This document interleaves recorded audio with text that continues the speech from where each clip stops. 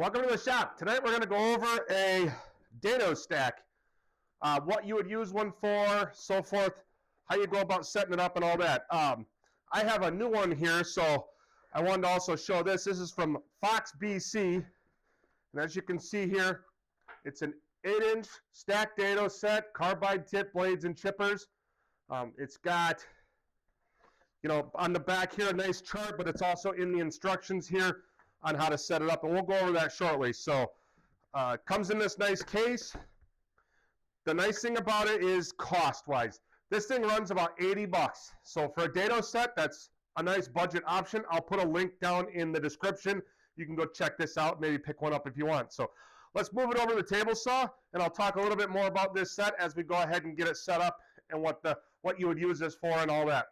So what would you use a dado set for, and what is it? So if we open it up here and we start looking, we can see that we've got a couple of these 8-inch outer blades, and they'll tell you, you want to put them in a certain way, outsides.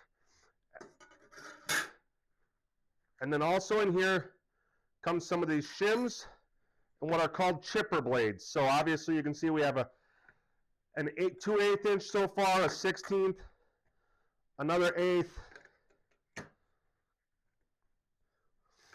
and another 1/8.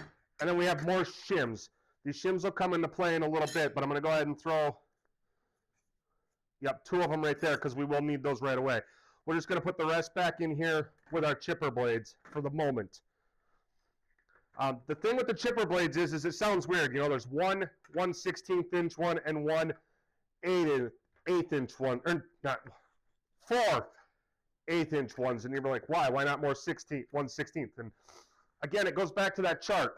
You can do from a 1/4 inch all the way up to a 13/16. Now, for me personally, I probably would never do a 1/4 inch would be one of each blade, so maybe, but I tend to be up higher. So in any case, you can go all the way through, and as you can see here, you can do dados for like bookshelves, other joints, mortise and tenon items.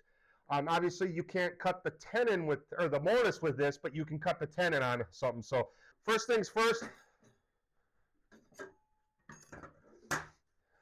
the throat plate that came, my zero clearance throat plate for my regular saw blade won't be usable. Typically, the one that comes with the saw, even though it's got a gap, probably isn't going to be wide enough either for a dado stack. So you're probably going to have to invest in a dado stack blade. Now, I went ahead and rather than buy one, I believe Delta sells one for this saw. This is a Rigid R 4560, same as the 36-725 T2. Delta does make one that's like my orange one over there, but I just went ahead when I was picking up my zero clearance inserts, I grabbed one without the riving knife back for my dado. So that'll be the next thing, is we're just going to go ahead and remove our riving knife.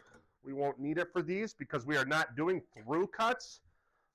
And we'll go ahead and raise it up and get our blade off here.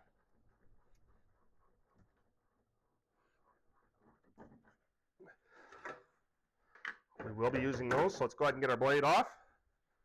Set that off to the side. Now, as I noted, these will tell you which way it first of all needs to spin and how it goes on there. So you're always going to put a blade on first, and then you're going to have to look at your instructions. I have 3 different dado sets, and in an upcoming video, I'm going to go ahead and compare them. One of them is like a $275 dado set.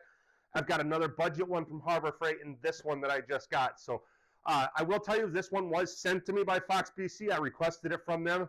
It was something I was very interested in, so I did grab it. However, everything I say is my own opinions on it. So go ahead, hit that like and subscribe button if you want to see that video coming up on the 3-way comparison. So in this case, it says to put a shim there. Now, if I was putting the other blade on, I would put another shim. But we're going to go to our chart here, and it just depends on what size we want.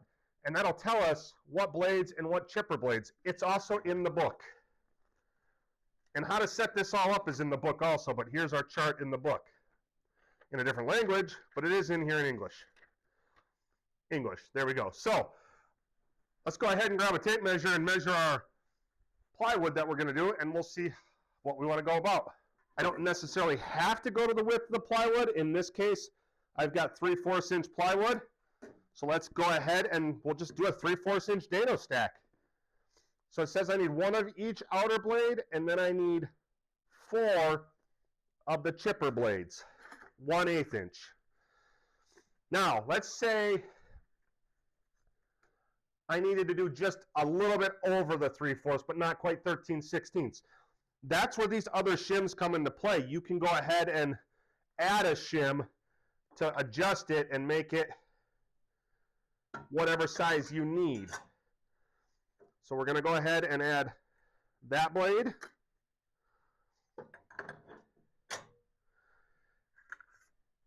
And in my experience, you want to offset these, and it does tell you that in the book as well. So usually by 90 degrees. When I get to doing more, I tend to just offset those two by 90 then.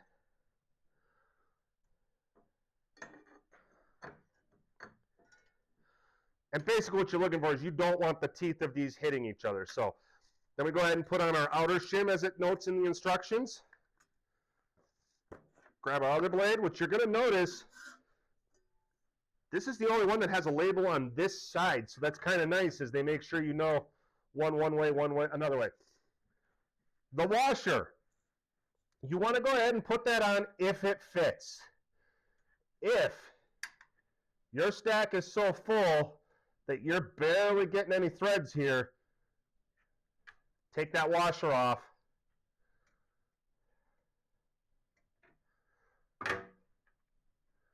And go ahead and just go straight with the nut, which is what I'm doing in this case. My arbor would only give me like 1 thread. That's not safe. I'd rather have a couple more threads and not that washer. Now, make sure you don't lose that washer. When you go back to your single blade, you need that washer.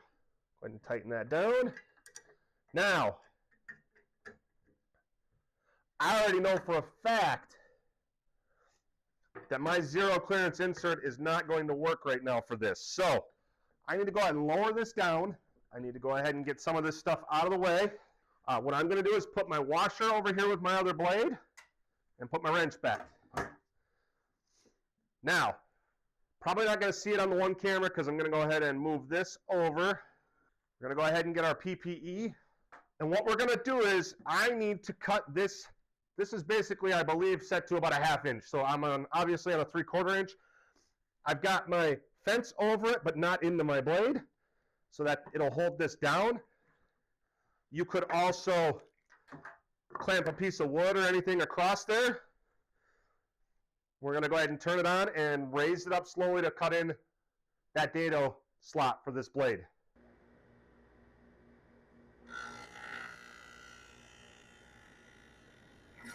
And yes, I should have put on the other rest of the PPE. We will for the rest of this. So now, let's say we wanted to go ahead, create a dado in here to put this in for like a shelf.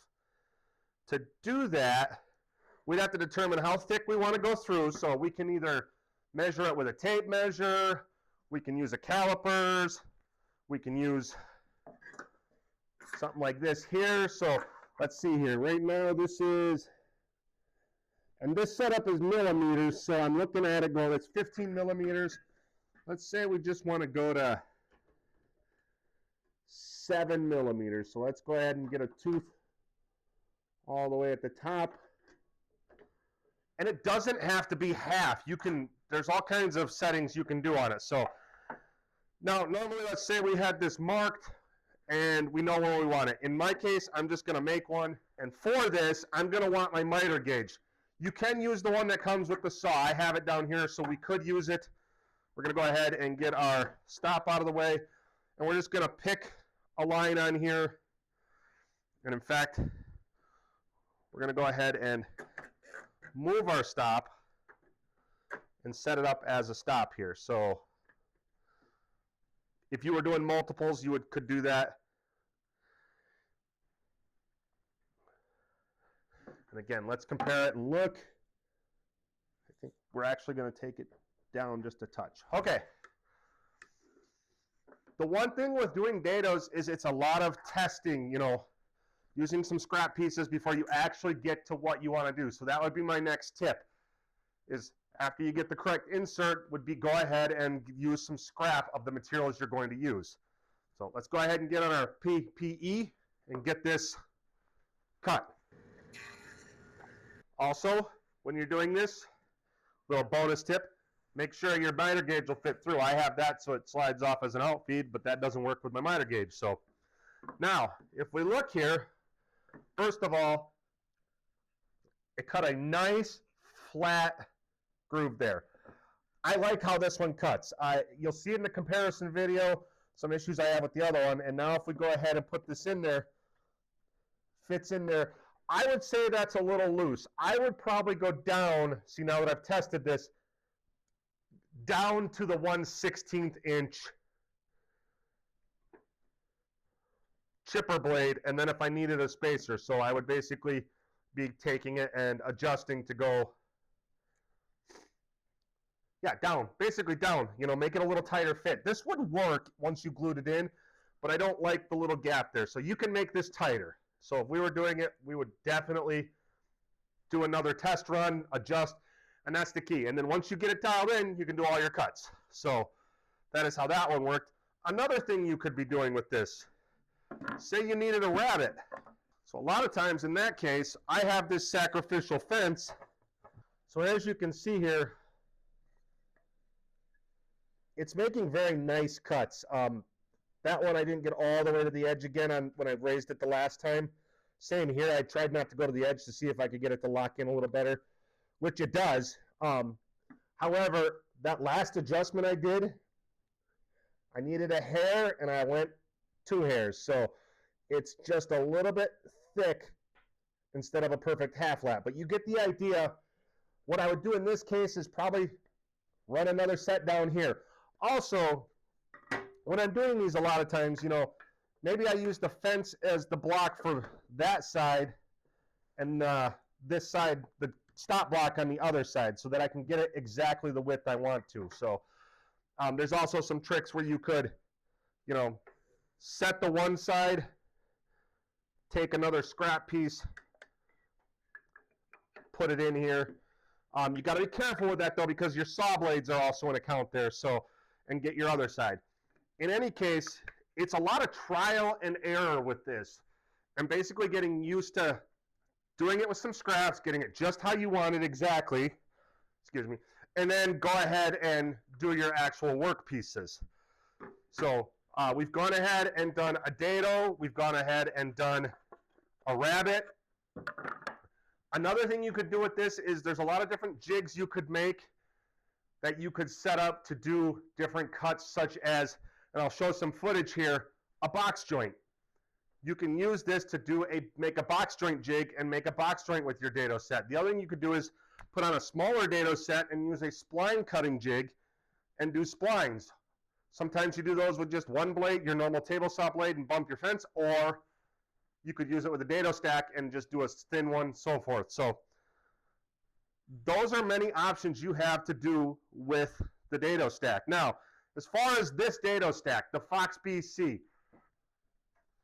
I'm impressed with it. You'll see more in the next video as I compare it to, what I'm going to compare it to is an Amana expensive set that I got off an auction and a Harbor Freight set that I have bought. And that, you know, check that video out. I'm going to be coming out with it shortly. I think you'll be surprised as to which one is my front runner and which ones I have some reservations about and all of that. But I can say that I do recommend the FoxBC as a solid budget option for a dado stack. So again, hit that like and subscribe button. Thanks for watching. Have a good night.